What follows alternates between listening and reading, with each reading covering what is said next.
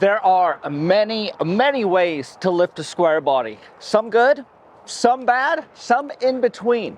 With the latest addition to my truck of these 38's 2.5-inch shocks, I thought I'd go through the entire suspension system, talk about what I did, why I did it, and give you guys the answer you're all asking. What's why is lifting tires? Let's go get it. Merricks Garage.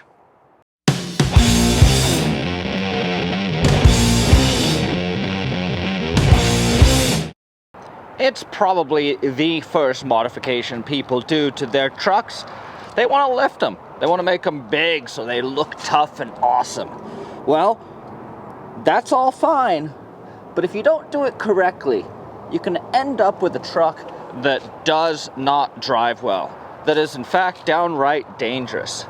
Well, I have had some sketchy suspension in my time. And quite honestly, the Burb suspension has not been that great. Up until the addition of these shocks, I was running some Bilstein 5125s, which I love. They just weren't strong enough to handle the weight of this big dog. So let's get it up on the lift and really take a dive into what we've got going on under here. Now, there are many components to a suspension system. I'm just going to go through them, but just keep in mind that they all have to work together. You can't just have a big leaf spring and expect your suspension to work well. You can't just have a huge aftermarket shock and expect your suspension to work well. Each one of these pieces works in orchestration with the other pieces, and that's very important to remember because generally people like to just throw lift blocks and some springs up front. And while fine, it's not going to deliver the ride I think most people are expecting. So let's break down the components here. You're going to have obviously your leaf springs. That's going to be the spring that connects the axle to the truck. You're going to have hangers where the leaf springs mount to the truck. You've got a variety of different length hangers, style hangers. The front and the rear are different.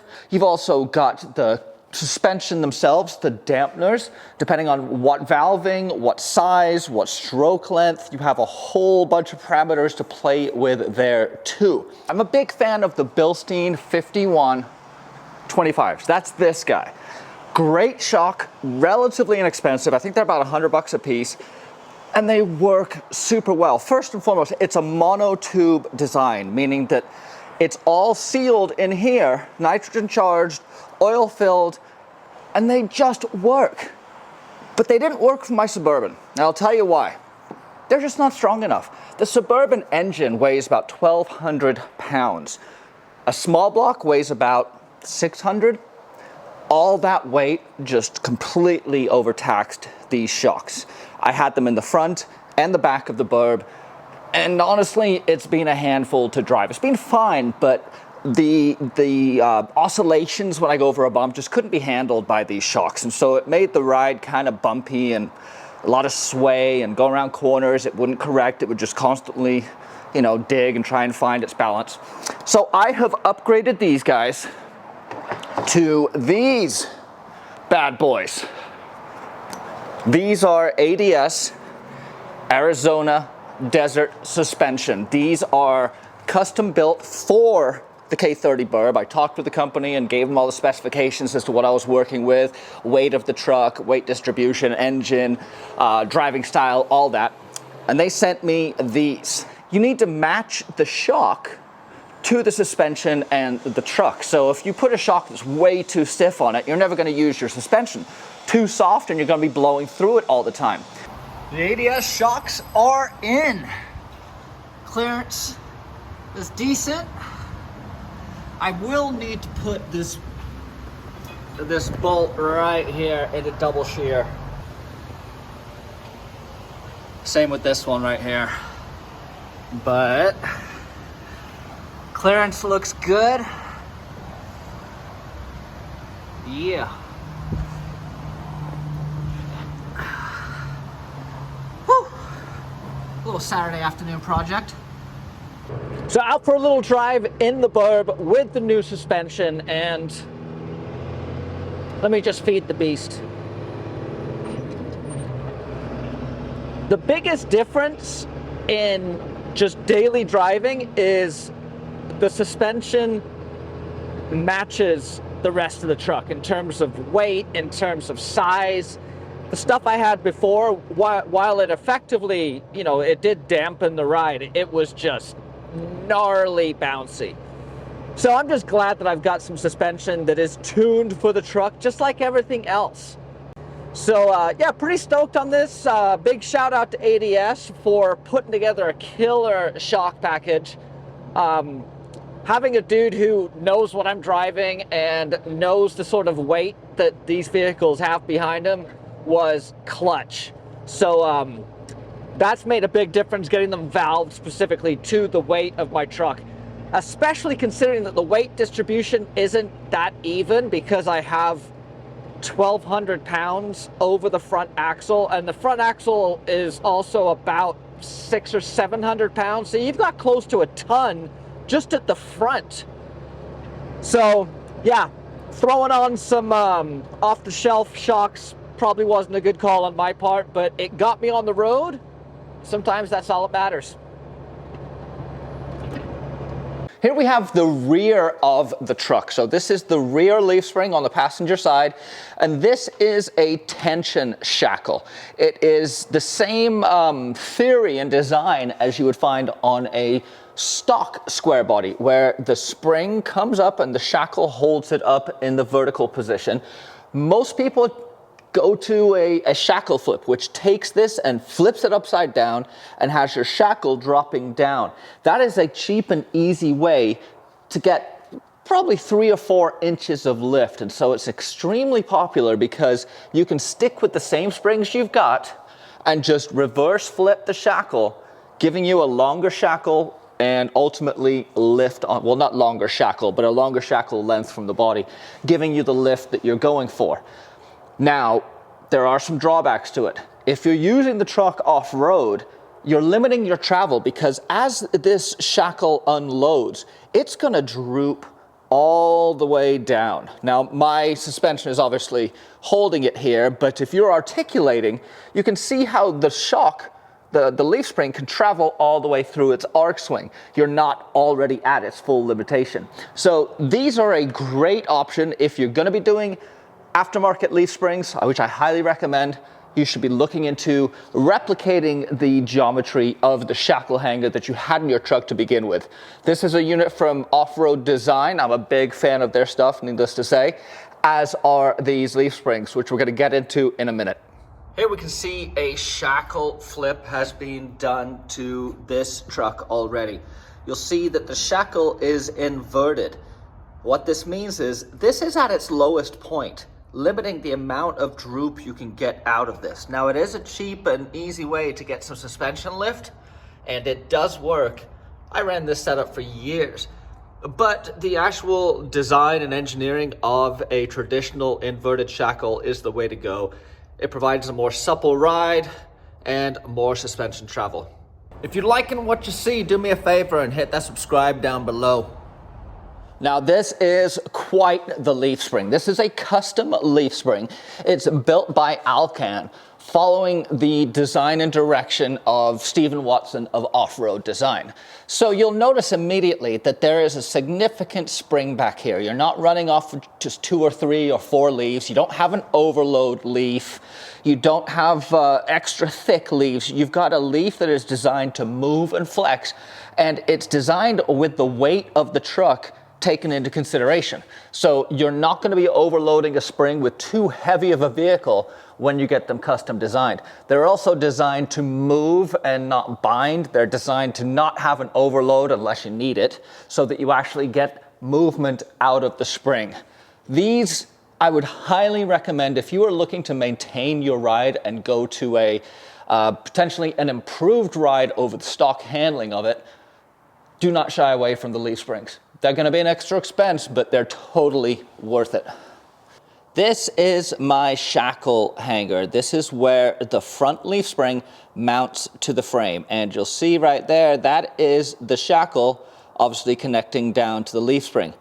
I went with a shackle reinforcement kit to add some rigidity and strength to the back of my leaf pack here, as this tends to put a lot of leverage up here on the frame. And so bulking up this whole area, there's a whole unit back here to do that. Adds a lot of strength and can stop some of the side-to-side wagging that you're going to get. One of my concerns when I initially installed these ADS was that I wasn't going to be able to have adequate support up here for this bolt. It's coming through the frame from the backside, obviously, but as the truck moves and the leverage moves on this, I was afraid of it bending the tab or the hole in the frame on the backside here. So I installed these off-road design supports, and all these do is place it in a double shear.